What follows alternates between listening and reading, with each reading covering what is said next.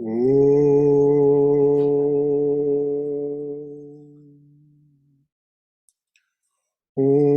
Sahana Vavatu Sahano Bhunaktu Sahaviryam Karavavahai Tejasvina Vaditamastu Ma Vidvishavahai. Om Shanti Shanti Shanti. Om, may the Divine Being look over us lovingly as a mother and father. May the Divine Being support and nourish us as a mother and father. May we have the strength and skill to study together the art of spirituality. May no misunderstandings arise amongst us. Om, peace, peace, peace and beneficence be unto us and to all beloved beings everywhere. Well, good morning, everyone, and namaste. Jai Shri Durga, Jai Shri Durga, Jai Shri Durga, as that is what we are practicing now in honor of the Navaratri and in participation thereof. But this morning, of course, or this afternoon now, is our class, our Saturday class on Patanjali's Yoga Sutras as translated by and commented on by Swami Prabhavananda, my teacher, my guru. He wrote this excellent book in order to make the sutras more accessible to Westerners. We have finished chapter 1, Yoga and its aim. Yoga and its aim. What is the aim of yoga? To still the thought waves of the mind. If we still the thought waves of the mind, what happens? Well, when we become able to still all the thought waves of the mind except what Patanjali refers to as one great thought,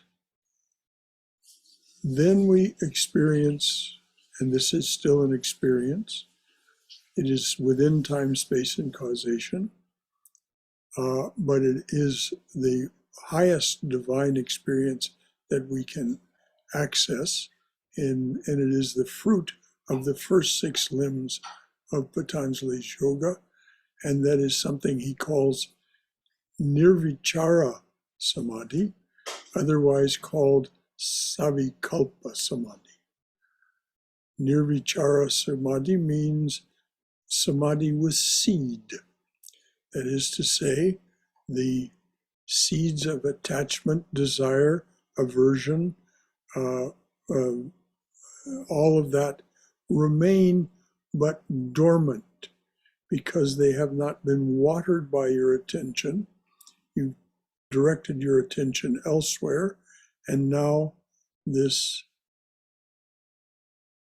experience of the divine in all its glory within time, space, and causation, Ishwar or Ishwara or Ishwari, depending on what your chosen ideal is, that's what will appear to you, form or formless, whatever has been the pursuit of your heart will appear to you. The only difference here is that there is still a mind to experience it, and rather than feeling entirely unified with it, which is not a feeling, it is a state of being, but what you feel or experience instead is that you are part of it. As Rama asked Hanuman, how do you think of me? Hanuman replied, when I'm in my ordinary state of consciousness, I think of you as the master, and I am your servant. When I am in meditation, I think of you as the whole and myself as a part. When this is transcended and the highest state of being is realized, now understand, Hanuman is said to be a partial incarnation of Shiva. So this is not a difficult thing for Hanuman.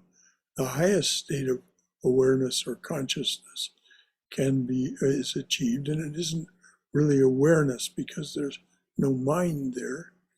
He says, I know that you are me and I am you. In other words, becoming one with Rama, but there's no mind there. There's no mind to experience it. The mind has been left behind. So that is what is described at the end of yoga and its aim, that state of Nirvichara Samadhi. And it really can't be described, it's only gestured at.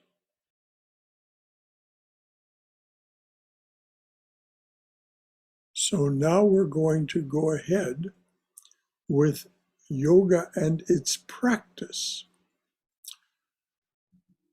But before we do, having said all that about yoga and its aim, are there any comments from your own wisdom or experience, or any concern that this raises for you, or any question you'd like to ask?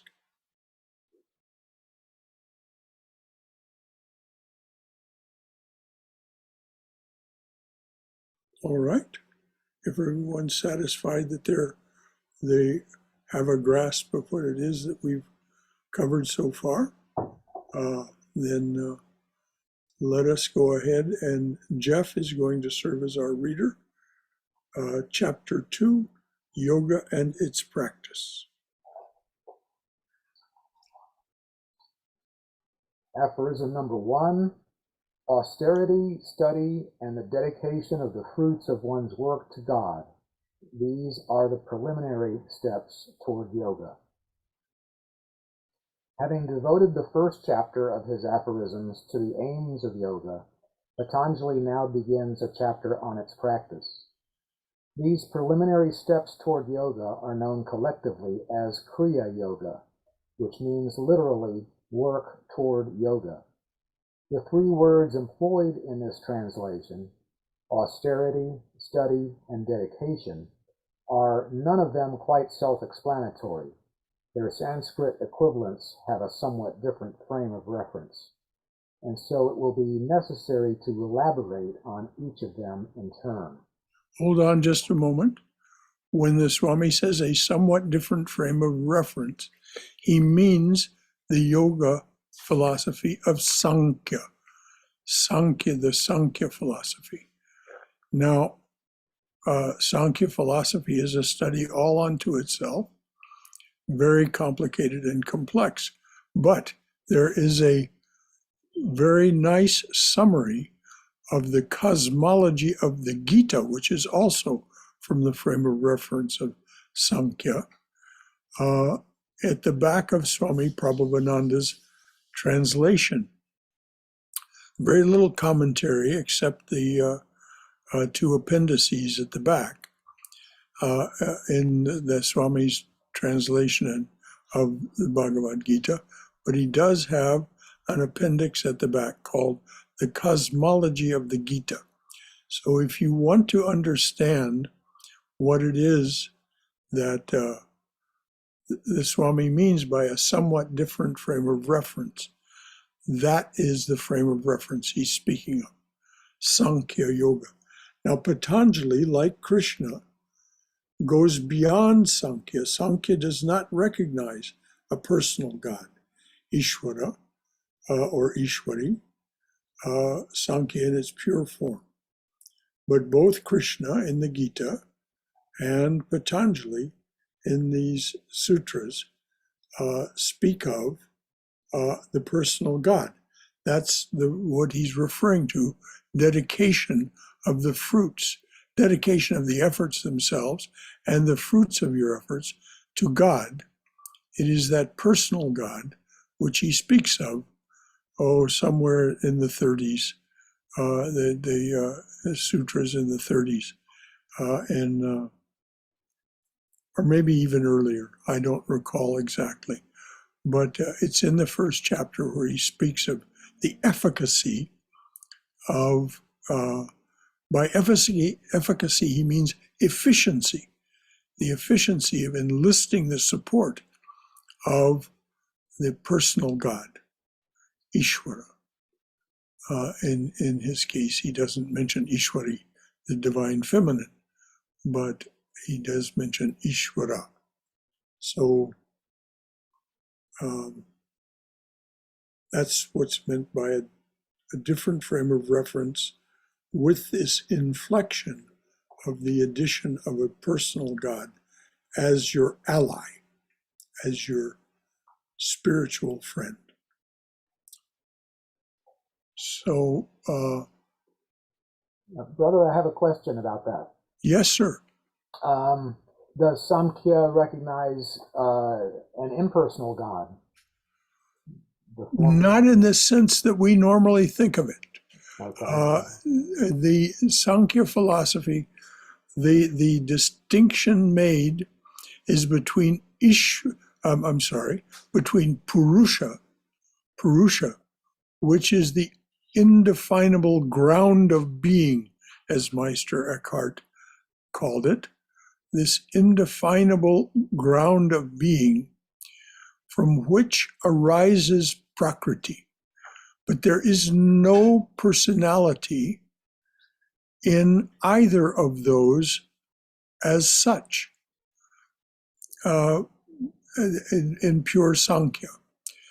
The personality arises after Prakriti, which is distinct from the 24 cosmic principles that arise from Prakriti's presence. You can say activities. So the personality arises. First, there's the great cause. Why was there a great cause? No answer to this question. Swami Sarvapriyananda says, because it can. So then from this arises, this great cause arises the ability to discriminate between one thing and another, which is in Sanskrit buddhi. And now we then get to personality to answer your question about what kind of God, if there is anything at all in it. It is ahamkara, the I maker. So that's the closest that Sankhya comes to an impersonal, and the ahamkara is impersonal, an impersonal God, and there is no formulation within Sankhya of a personal God. Well, my question, I guess part two of my question is, isn't it possible to dedicate the fruits of your work to an impersonal God or a principle? I would think that it would be possible.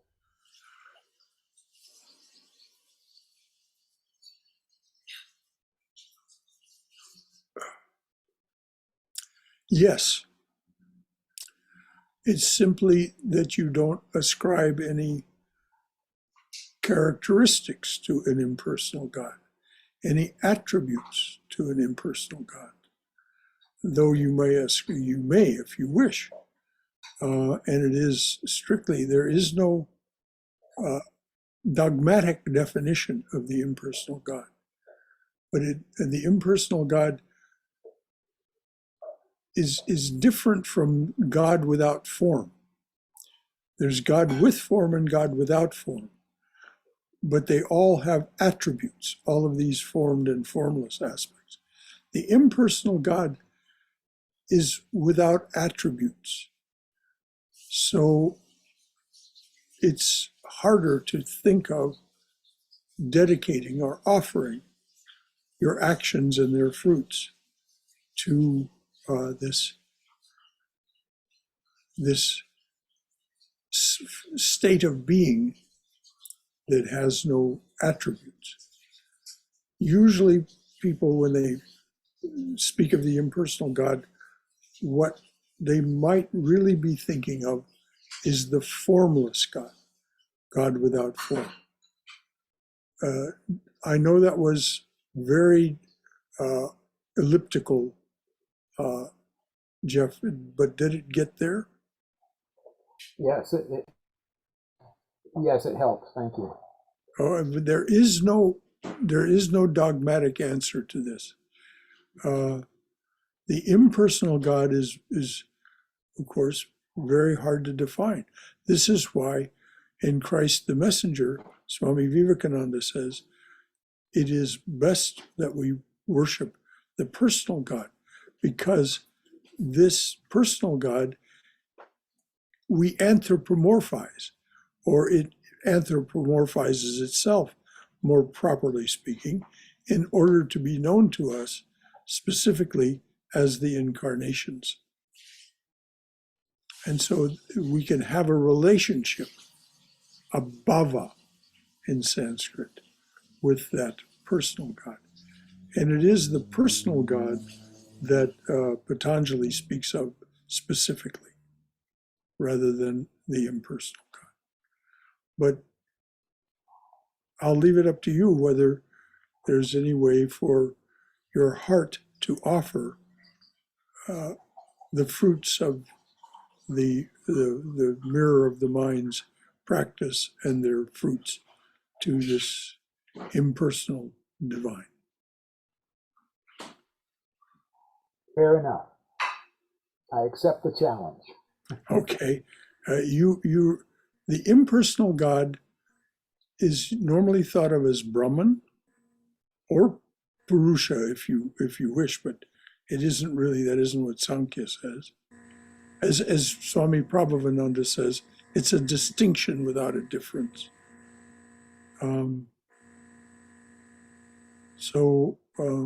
It's the impersonal God is more a part of Jnana Yoga, Advaita.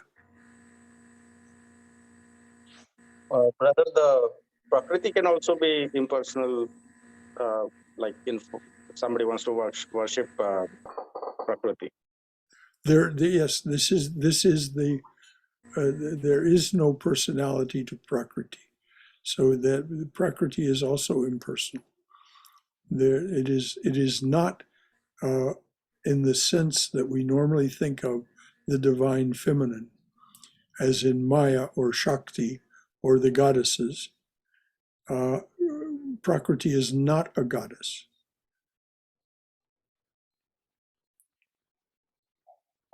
It is not a being with any form. It is not a being with any attributes as such. Somehow out of its very existence comes the great cause, the manifestation of what we think of as reality. And Sankhya is a very detailed explanation of how that comes to be. The 24 cosmic principles and all their implications are an explanation of how manifestation of time, space, and causation, universe, comes to be. And Sankhya means counting or enumeration.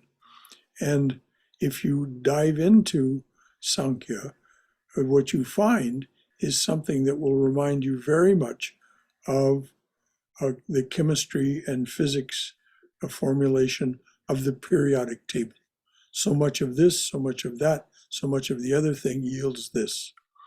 And the reason I mentioned three is that within Sankhya, there's so much of this, that, and the other thing are the three gunas, sattva, rajas, and tamas. So they say so much of sattva, so much of rajas, so much of tamas yields this. And they're They cut it very fine indeed. That's why I say it's a study all unto itself. Thank you, Rajiv. Brother, there's an interesting, like, so like I like to divide the Prakriti into like Vidya Maya and Avidya Maya, and it's like both make you evolve. Avidya Maya will force you to evolve, if you're in those modes, and Vidya Maya will will help you evolve. So, but the first choice is with Avidya Maya. So if you it's Avidya Maya who decides, are you going to fall within her domain or Vidya Maya's domain? And Well, that's how I think. Rajiv, this isn't really Prakriti that you're speaking of. It's Ahamkara. Ahamkara is the source of Vidyamaya and Avidyamaya, not directly Prakriti. Prakriti is the source, completely mysteriously, of what is called the great cause, Mahat. But Mahat is without, it is without distinction. It is without, it is, if you will, the Big Bang. But the parallel is not perfect, of course. But what you're speaking of that yields, it has to be within the 24 cosmic principles that there is any thingness. And Vidyamaya and Avidyamaya are things in that we can think of them and speak of them. Does that make sense? Yes, brother. Okay, very good. Anything else from anyone? This is perfect. This is what we're up to here. We don't want to go on until we're sure of the ground we're standing on. Okay. Thank you, Jeff. Please, for your patience, please read on. The English word austerity has a forbidding sound, but so have its two possible alternatives, mortification and discipline. Discipline, to most of us, suggests a drill sergeant. Mortification, a horrible gangrene. Austerity, a cabinet minister telling the public that it must eat less butter. The Puritanism, which has so deeply colored our language, interferes here, as so often with our understanding of Hindu thought. This is, let's take that very seriously. We are infected in our very speech, our very language, with this Puritanism. I think it's not only Puritanism, I also think it's the bill of goods that we have been sold by our culture. Oh yes. That if you buy this, you will be happy, and the goal is to have an easy life. And so when you say the word discipline, it's like, oh, that's not what I want to do on Saturday, you know? Yeah, right. But that's kind of the obverse of this Puritanism. But the language remains the same. Mm-hmm, right. Okay. Shall I go on? Yep. The Sanskrit word used by Patanjali in this aphorism is tapas, which means, in its primary sense, that which generates heat or energy. Tapas is the practice of conserving energy and directing it toward the goal of yoga. Now, there is the definition of austerity: conserving energy and directing it toward the goal of yoga. So the Swami has rather elliptically come to his definition. Austerity, or tapas, means conserving energy. And we'll see that that is exactly The first of Patanjali's limbs of yoga is yama, restraint. Restraint equals conserving of energy. So now we have a definition for austerity. You want to read that sentence again? Tapas is the practice. Yes, certainly. Tapas is the practice of conserving energy and directing it toward the goal of yoga, toward union with the Atman. Obviously, in order to do this, we must exercise self-discipline. We must control our physical appetites and passions. But what is psychologically misleading about the three above-mentioned English words is that they all stress the grim, negative aspect of this self-discipline instead of its joyful, positive aspect, the supreme achievement which the discipline makes possible. To stress the negative aspect of self-discipline is to contribute to the vast amount of indirect propaganda which is made in our society against the spiritual life. Most people, when they speak of a monk's disciplines and austerities, do so with awe and a certain horror. They find such a way of life unnatural. And yet these same people think that it is neither unnatural nor awe-inspiring if a young man subjects himself to drastic austerities in order to train for a boxing match or a race. Yes. Now just think of that. We admire athletes. We admire athletes extravagantly. They are so, particularly during the season and the run-up, the training period in the season, their life is very austere. We admire ballet dancers and other kinds of dancers. If you're a Balanchine style ballet dancer, your life is austere indeed, in the sense of conserving your energy and directing it toward your goal of being a perfect dancer or a perfect golfer or a perfect football player. We admire these people in our society. But we think that if we direct it towards spiritual goals, there's something unnatural about it. Brother Shankara, Yes, dear.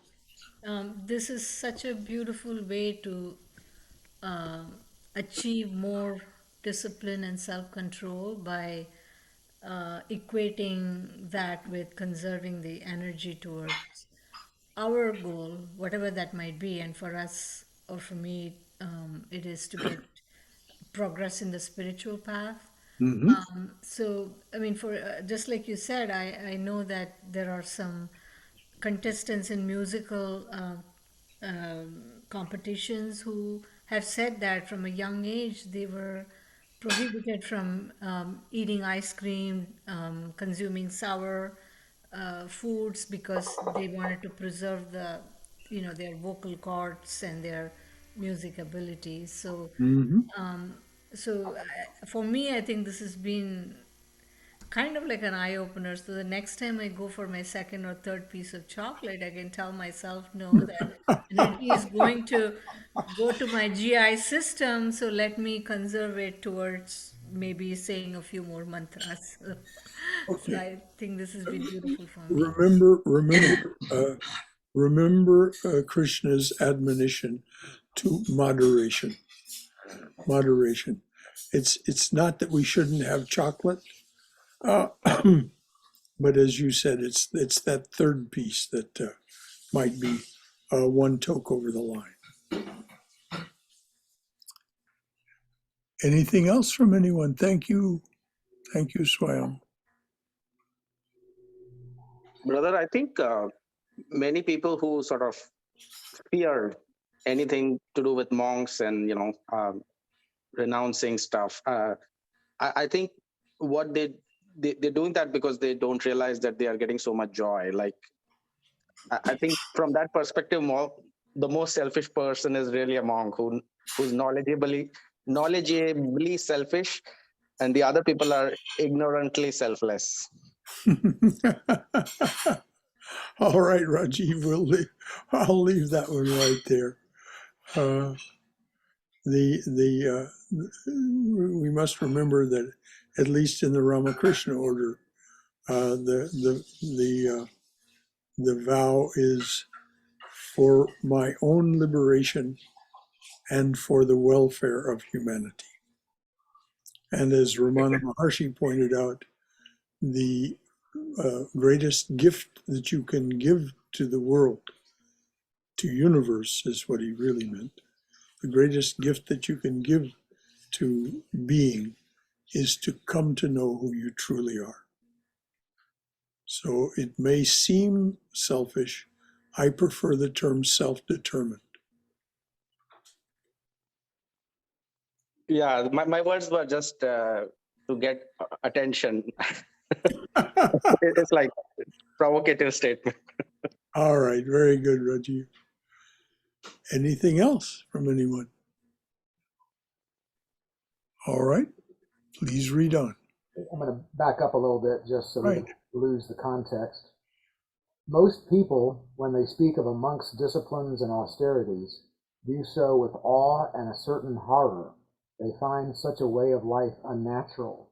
And yet these same people think it is neither unnatural nor awe-inspiring if a young man subjects himself to equally drastic austerities in order to train for a boxing match or a race.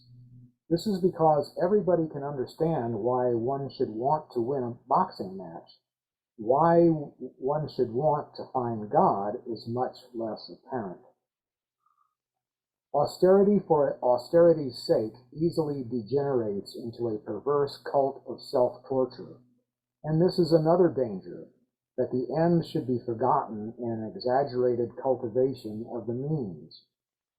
In the Orient and the Occident alike, we find many exponents of such practices, with their hair shirts, knotted scourges, and beds of nails. In the Bhagavad Gita, Sri Krishna explicitly condemns them. You may know those men to be of demonic nature, who mortify the body excessively in ways not prescribed by the scriptures. They do this because their lust and attachment to sense objects has filled them with egotism and vanity. In their foolishness, they weaken In their foolishness, they weaken all their sense organs and outrage me, the dweller within the body. They outrage the Atman. Now, this speaks to the fact that the Atman experiences what we experience, and therefore, thereby, if it's auspicious, sanctions it. It also can have the experience of being outraged. This is Atman, Saguna Atman, Atman with attributes, which is, of course, one of the ways of saying the personal God.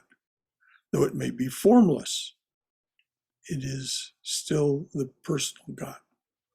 Atman with attributes, Saguna Atman, is the personal God with attributes and intentions, according to Sri Krishna.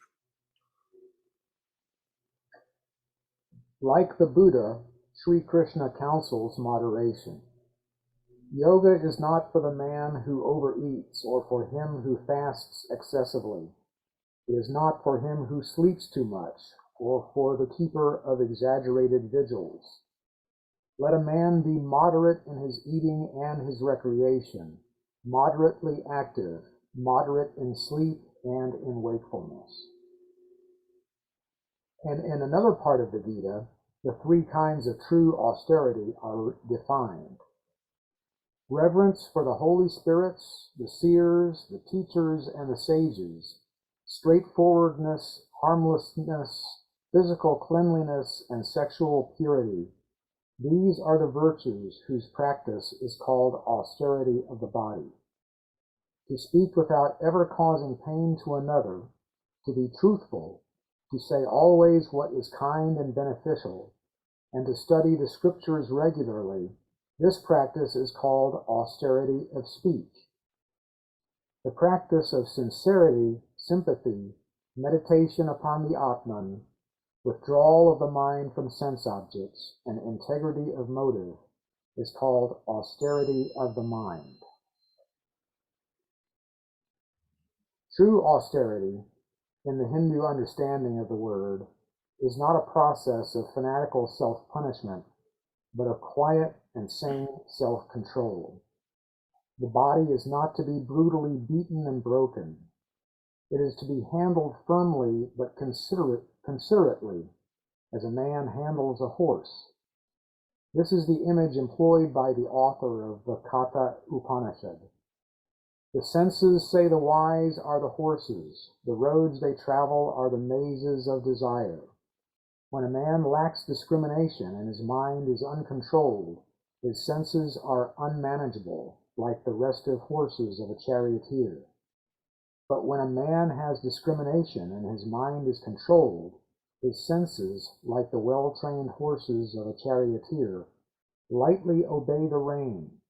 The man who has sound understanding for a charioteer and a controlled mind for reins, he is that the man who has sound understanding for a charioteer and a controlled mind for reins, he it is that reaches the end of the journey. The practice of austerity, in the sense of the Sanskrit word tapas, may also include the regular performance of ritualistic worship. But in this connection, it is important to distinguish between the Christian and the Hindu conceptions of ritual.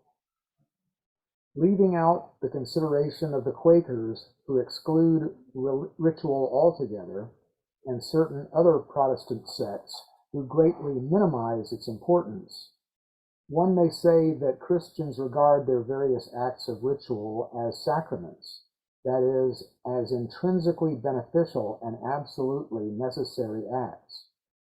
Being sacraments, they can only be performed by duly ordained priests or ministers. Participation in them is considered, by Catholics at least, to be vital to one's spiritual health and salvation. To the Hindu... Hold on just a moment. Sure. That was quite a little oration by the Swami. Did it raise any questions or concerns in your mind?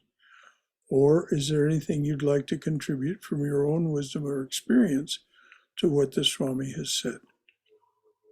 I mean, he said a mouthful here about, and you notice we're still talking about austerity, the first of the definitions of the practice of yoga. So anything from anyone? Brother Shankara, this is Haima. Yes, Haima. I just have a comment. These rituals, which Swami mentioned, and they're very important. They lead to the discipline of doing things way early childhood. And then slowly, you just learn that discipline and you can aim towards whatever path you're aiming to enhance yourself, like we are on spiritual path. Those little small rituals at a young age, we were told to, like Diwali, we have to get up early in the morning at 4:30, day before Diwali, Naraka Chaturdasi, which is called Narakasura. The Devi condemns his ego. And that day we get up at 4:30. Every year we got, many of us in Hinduism, we get up at 4:30 in the morning, take a shower and then wear new clothes and pray God. And all these things were very good rituals. And that just was drilled into our heads. And then now it doesn't go away. It leads to other things that are need more discipline. That's what my experience has been. Yes, well, the self-discipline, improve self-discipline. Yes, when a child is taught discipline in this auspicious way, Devotional way, yes. Yes, devotional way, then, and this was very much a part of my upbringing, then there's a whole different attitude toward being practicing tapas, conserving your energy toward a goal. You know what you're doing. So you're absolutely right, Jaime. And particularly when children are under 3, and then from that period when they're from 3 to say 7, the experiences that we have and the way in which we are taught and disciplined colors the way we view life and living the life. And it's very hard to undo that. In therapeutic psychology, there's a process called reparenting, and where you reparent yourself to remediate some of these things.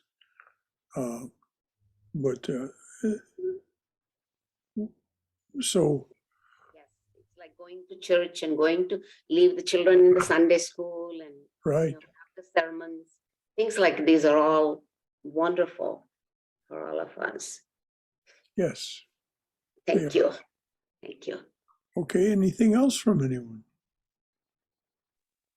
But brother, these days everything is getting lost. So let's say if there is a family who doesn't have access to all these disciplines, what would be the good approach for them? When you say they don't have access to all these disciplines, you mean the traditional ones that Jaime said? Yeah. If a family doesn't have those, what she was getting at was not so much the particulars, but the way in which it was done. This is what you learn in the value of discipline and self-discipline by being, by just making it, this is the way we do things. So if a family doesn't have access to their own rituals, to their traditional cultural rituals, they can come up with their own. And I suggest in that regard reading Joseph Campbell. Joseph Campbell is very eloquent on your ability to create your own rituals for the milestones of life.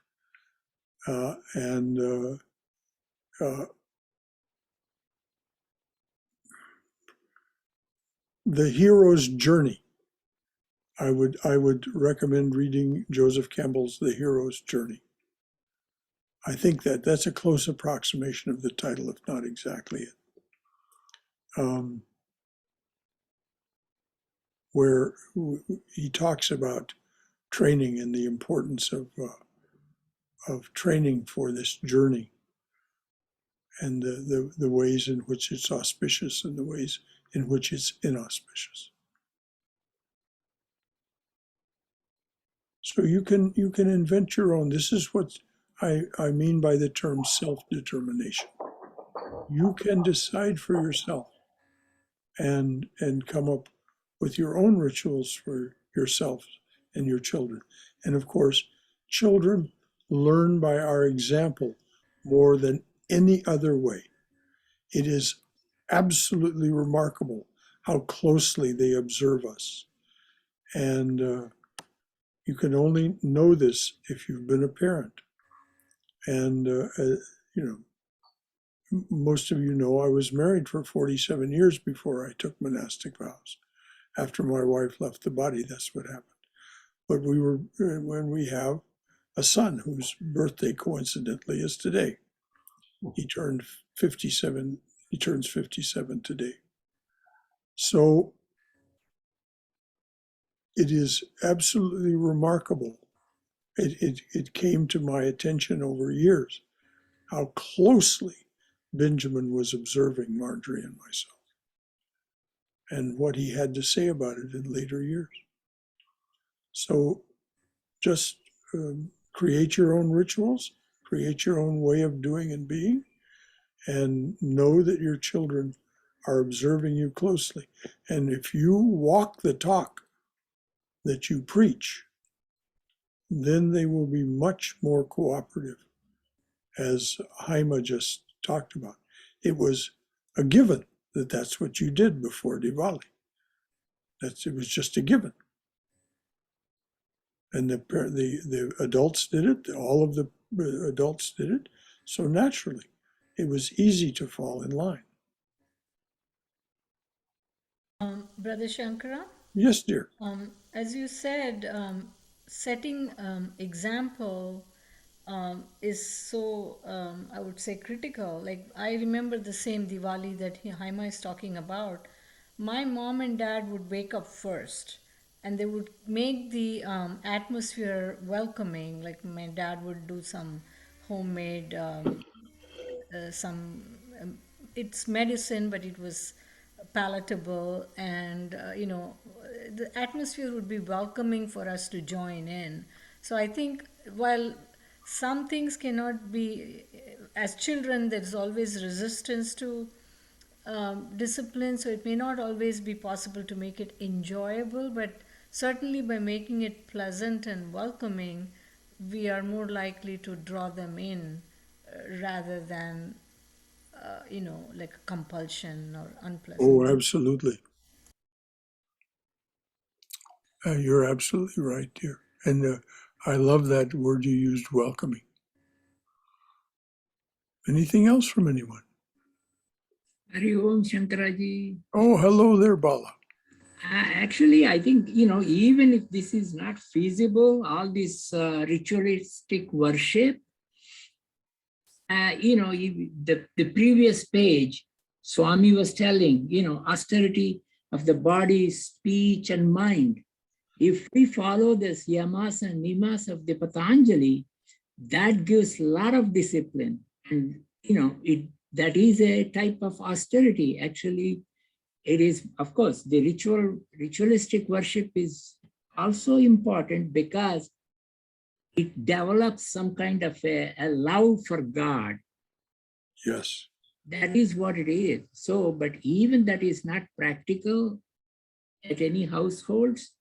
The other things are more important also. That's what I feel. Yes, absolutely. And of course, all of what the Swami is saying is an introduction to the idea of the yamas and niyamas. He'll get there. But the Swami is very methodical in this book, Yes. in trying to explain what Patanjali means when he says these things.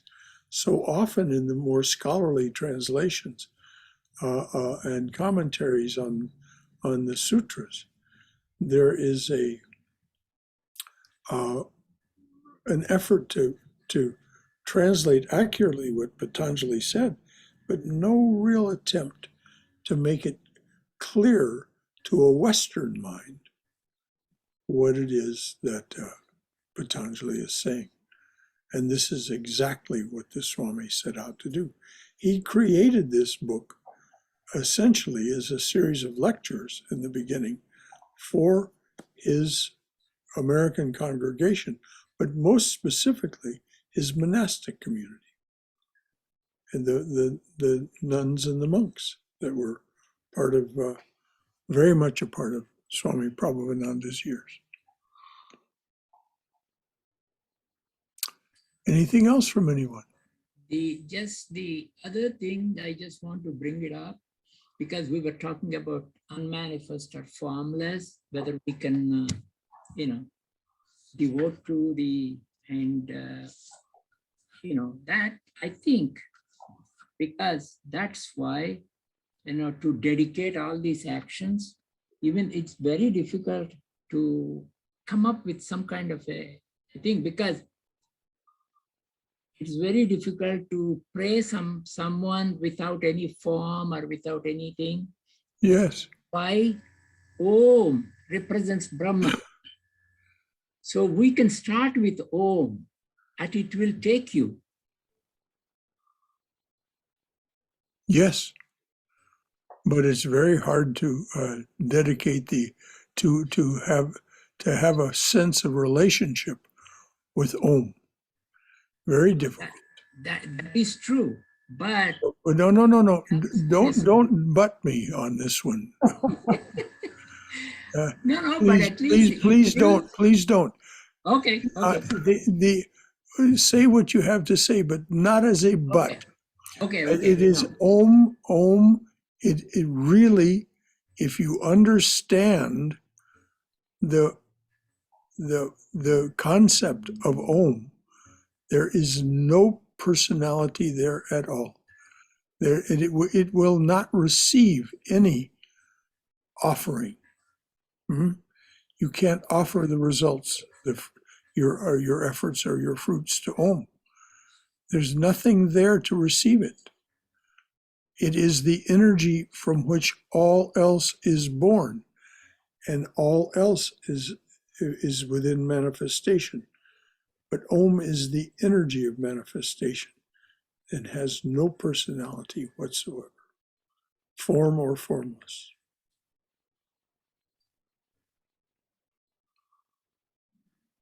Okay, Bala, is there anything more? No, I think that's what it is. Of course, see, because in Sanskrit, you have three words. One is Saguna Sakara, Nirguna Nirakara, and Saguna Nirakara. So when we are talking about the world or the nature, which is a, Saguna Nirakara, even though it has gunas, the nature, but it is also a Nirakara, has no form for it. But this gives you, when you see the nature, like if you go to the Himalayas or something, you see that awe feeling itself takes you to the next stage. Yes, indeed it does, dear. That's exact. That is the dawn of reverence, is awe. You're absolutely right. But let's see if we can stick a little more closely to Patanjali here. Yes. Brother Shankara? Yes, dear.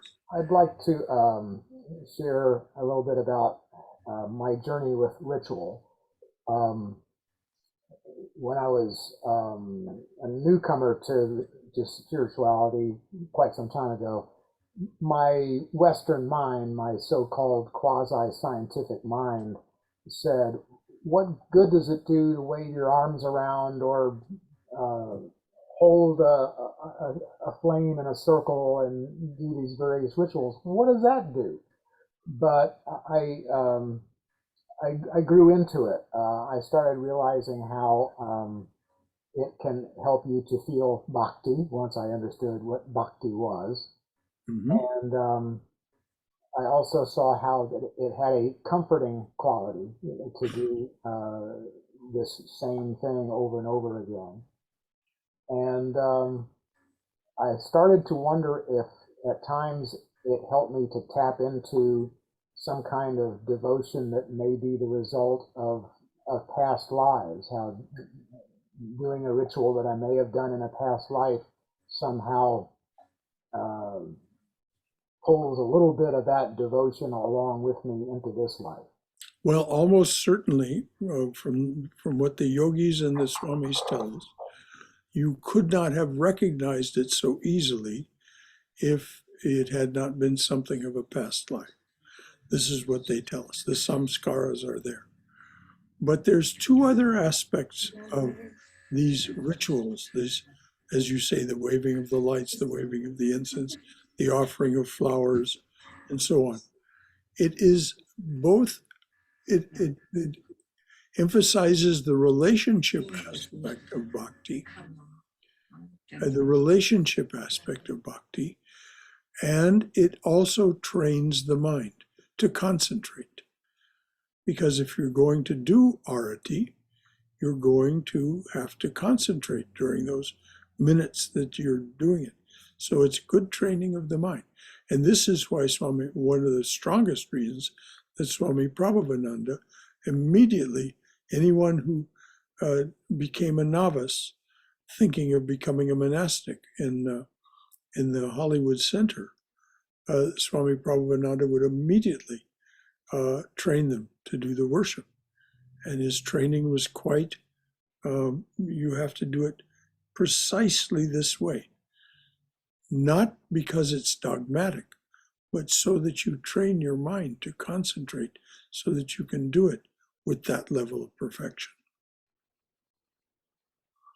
So all of those things are emergent from your manana on ritual. Good. Anything else from anyone?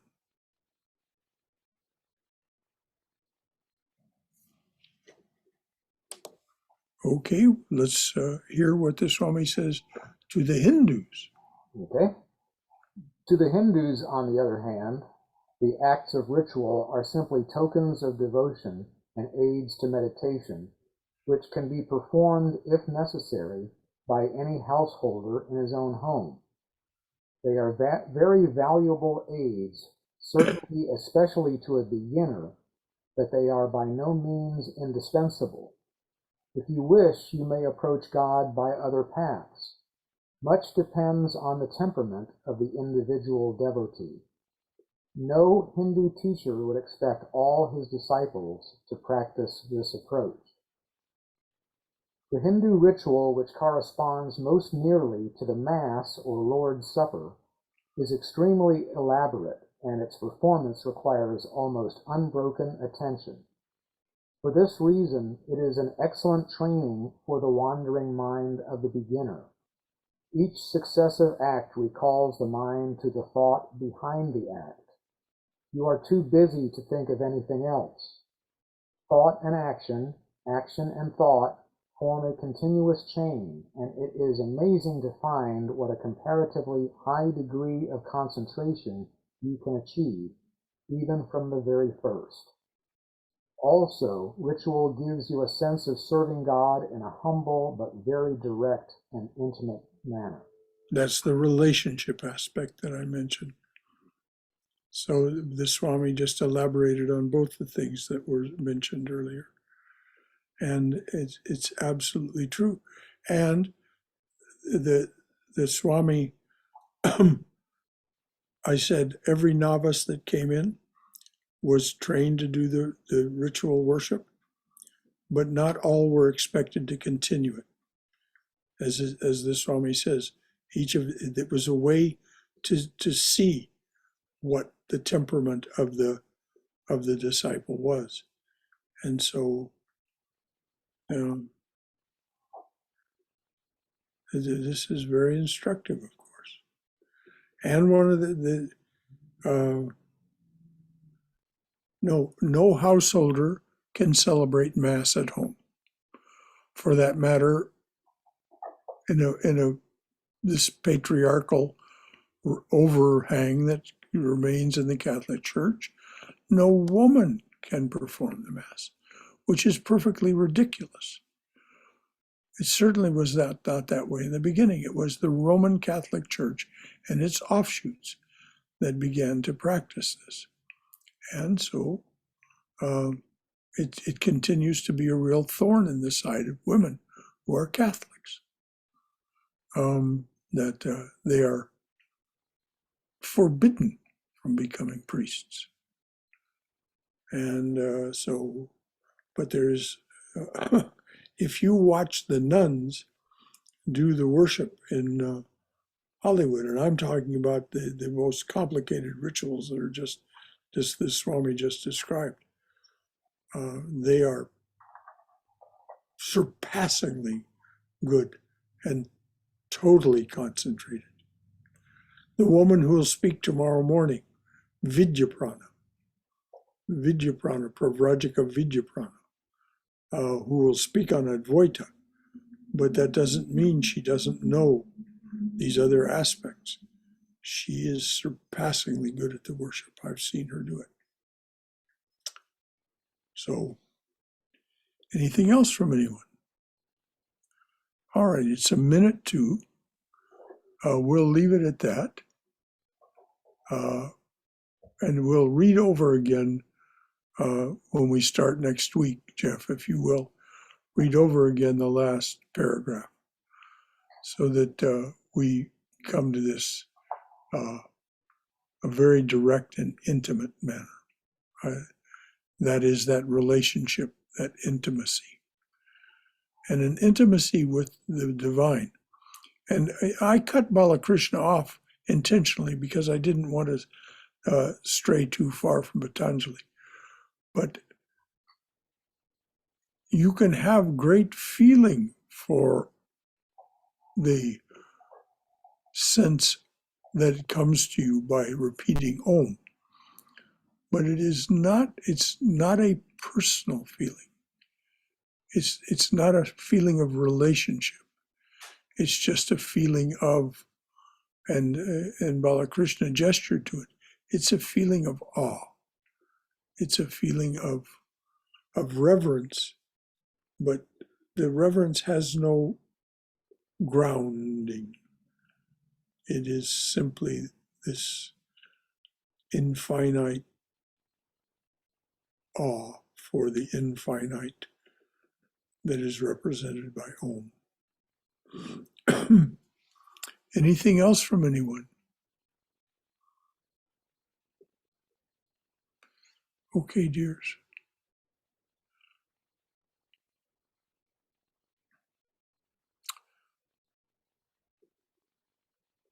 Oh, dearly beloved, a flower at your feet for each one who comes to your open door.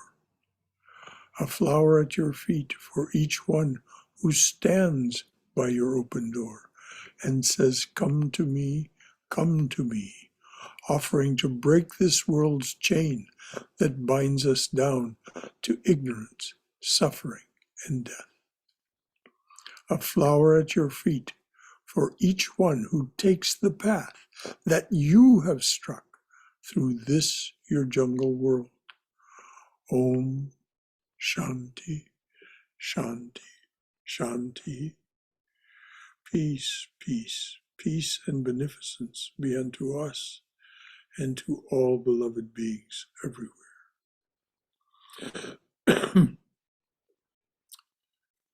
Jai Shri Guru Maharaj Ji Ki Jai, Durga Durga Durga.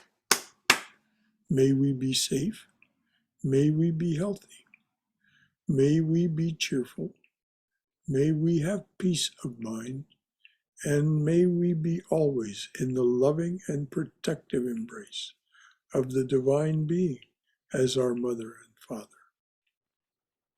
Om Amen. Any final thought from anyone?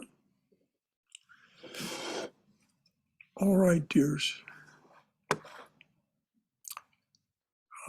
So we'll, tomorrow morning at 11 a.m., we will hear from Pravrajika Vidyaprana.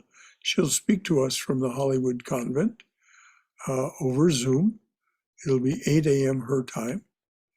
And I can guarantee you it will be, the subject of her talk is the Mahanirvana Tantras, a hymn to the Supreme. And the title of her talk is the pinnacle of metaphysical expression. And you can bet she knows whereof she speaks. And then, of course, we don't have a Monday class. Those of you who wish to are emailing me what you might want to do with our Monday evenings, if anything at all. I've had some excellent suggestions. So we'll be muddling through that. It may be a while before we make a decision. But then there's Tuesday and Wednesday. Then next Saturday, a week from today, there will be no class. We will instead be celebrating Durga Puja with Aditya Chaturvedi as the pujari. It'll be zoomed from our chapel. No in-person attendance, but please do attend on Zoom. And use the Sunday and special events link next Saturday. And then on Sunday, the 10th, no, the 9th, Sunday the 9th, I will speak on the significance of mother worship according to Swami Swahananda, because we've been chanting Jai Shri Durga and getting the benefits of that both for ourselves and for the world. And I will explain on that Sunday exactly what happens when we chant Jai Shri Durga. And I will explain in some detail exactly what happens and why it is of such benefit to us and why it's also a benefit to the world. So that's the next little bit. Anything from anyone? All right, dears. Until next time, Thank you. I hope you join us in the morning. Vidya Prana, I've known her for decades. She is absolutely an amazing, charming individual and a towering intellect. So until tomorrow morning, Jai Ma, Jai Ma, Jai Ma, Jai Shri Durga, Jai Shri Durga, Jai Shri Durga.